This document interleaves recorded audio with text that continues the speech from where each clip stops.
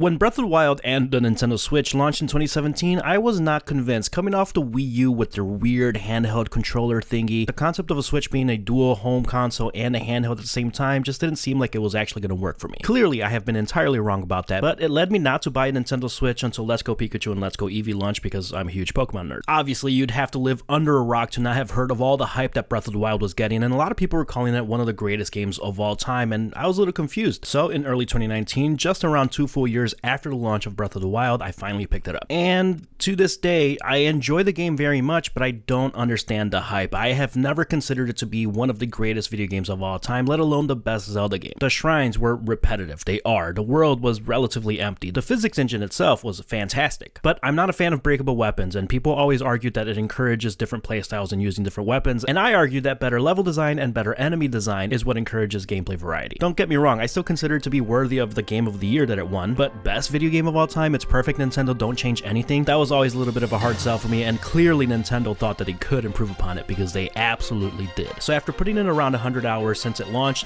this is the game that people claim Breath of the Wild to be. This is a review of The Legend of Zelda Tears of the Kingdom.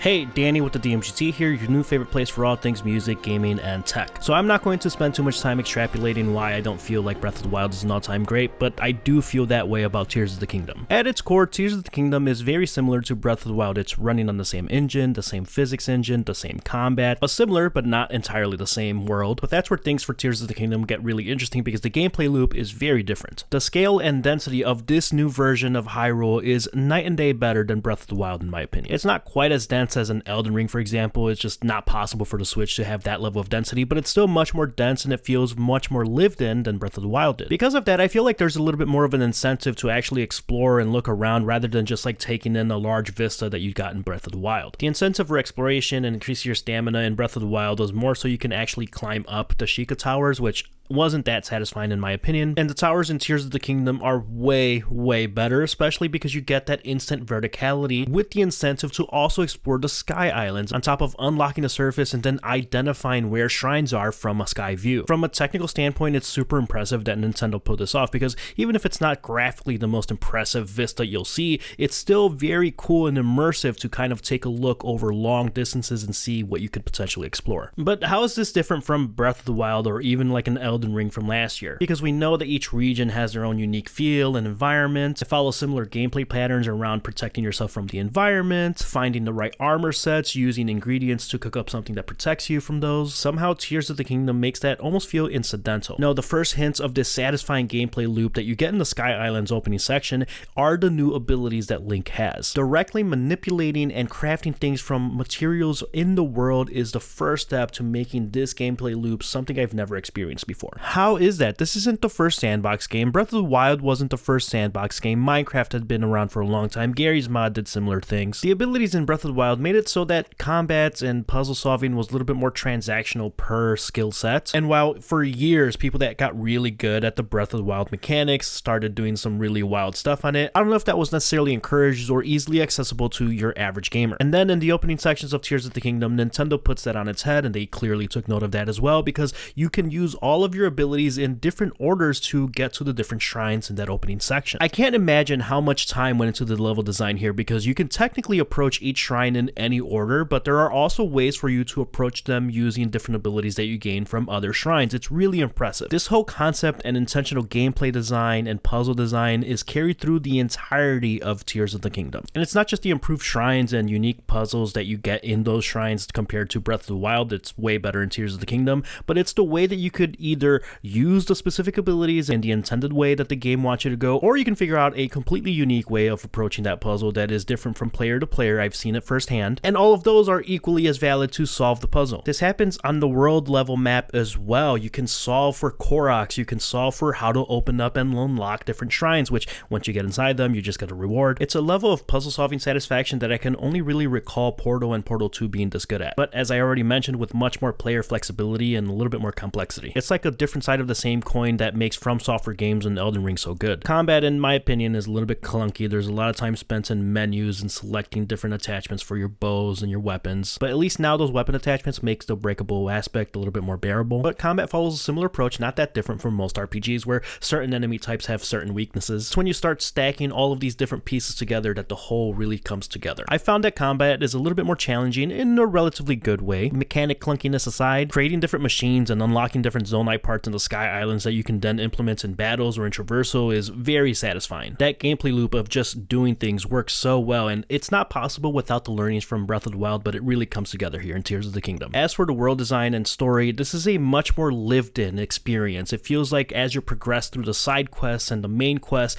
things happen and things change throughout the world where you're noticing NPCs change from location to location. It's very nicely done. It sort of brings back those Zelda-like elements from past games where the narrative is pretty strong. Don't worry, I won't get into spoilers here, but the temples work much better than the Divine Beast did. There are caves, multiple labyrinths, and we still haven't even talked about the depths, this whole entire massive area. This one's really nice, but it also is a little bit more empty. It's reminiscent of Breath of the Wild, but the fact that it's an additional layer, that it's in the dark, it adds its own sort of ominous feeling to it, makes it work for me. And it all works together with the story, finding Zelda, the aftermath of the events of Breath of the Wild. I'm gonna get into some light spoiler territory here, but the narrative is a little bit stronger than it was in Breath of the Wild. There's a little bit more of an incentive and a real reason to continue on to the temples and the different characters that you encounter there. Although there are a handful of narrative gaps that kind of pull out the immersion at times. That's just kind of the nature of having a narrative in an open world game that kind of lets you do what you want. For example, after you complete each temple, basically each companion has the same exact dialogue with their respective sage from the past. After you complete the Dragon Tears and do the quest to recover the Master Sword, it seems like no one really addresses that, even though Link has that knowledge. Although that one I give a little bit of a pass to because it was really cool doing all of those tears and getting that Master Sword quest. All that being said, even bringing back some of the old Zelda-like qualities that Breath of the Wild was missing, Tears of the Kingdom still manages to shoot some surprises at you. And then the way that the story culminates, putting all the pieces together and then entering that final battle with Ganondorf, discovering all of that process, and then seeing the way all of that shakes out to the end is maybe one of the coolest Zelda moments I've ever had, which in turn means one of the coolest gaming moments I've ever had. On the raw gameplay side, Breath of the Wild had similar moments, but as a whole picture, bringing in the feel and the environment of what a Zelda game is, and then doing all of the things that Breath of the Wild did right, fixing all the things that they didn't do so right. Truly, the best way that I could describe Tears of the Kingdom is it was a magical experience. To have games in back-to-back years that are of this quality that you can immediately consider one of the all-time greats with Elden Ring last year and now Tears of the Kingdom, it's very cool to experience as a gamer. Open world design with minimal UI to incentivize true exploration and discovery is not a thing that Breath of the Wild introduced for the first time, it's not a thing that Elden Ring introduced for the first time. Older Grand Theft Auto titles, for example, did this, but mostly due to the nature of technology and its limitations. Back then, it was very, hey, go do this thing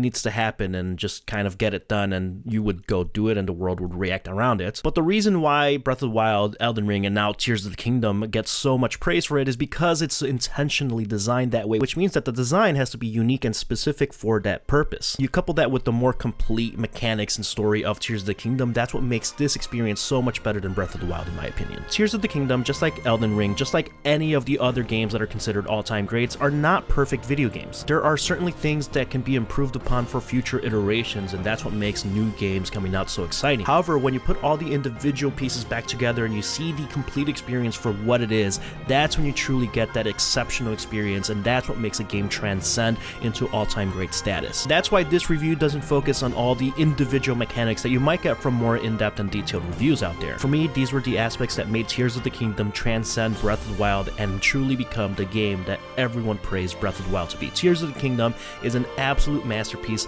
a strong 5 out of 5. This is the game that I felt people treated Breath of the Wild as, and it just feels very cool to finally experience and have that emotion attached to a game. We are almost midway through the year, and I got some videos coming up for a mid-year check-in on what the best games, best albums, and best pieces of tech are so far. I'm currently making my way through Diablo. I got some tech videos coming up for creating your own home media server. Digital media preservation and just general media ownership is something that's back on the rise, including piracy, even though that's not something I condone. I'm going to give you some tips on how to store all of that. So if you like this video and you watch it all the way through to the end, thank you very much. Please give it a thumbs up. Consider subscribing so you can stay up to date with all those videos coming up. Thanks for watching this video, and I'll catch you next time.